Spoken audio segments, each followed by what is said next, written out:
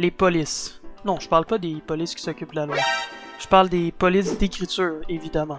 Dans cette capsule, on va survoler comment utiliser les polices dans toutes leurs formes. En premier, il faut savoir faire la différence entre une police avec sérif et une police sans sérif.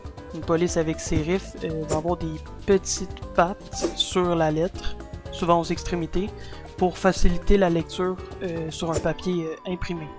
Tandis qu'une police sans sérif n'a pas les petites pattes et est plus souvent utilisée pour tout ce qui est diffusé à l'écran, les téléphones, les tablettes, les écrans et autres. Deuxièmement, comment choisir une bonne taille de police? Le meilleur moyen, c'est de choisir selon l'importance du texte. Par exemple, un titre va être le plus gros de tout le texte, tandis qu'une note de bas de page ou une source, on va essayer de le mettre le plus petit possible ou encore plus le mettre un petit peu plus pâle que le reste pour pas que ce soit ça qui attire l'attention.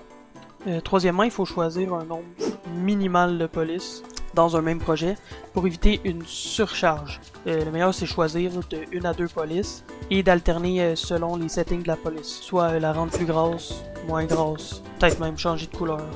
En gros, faites juste pas prendre Comic Sans, puis ça devrait bien aller. Merci.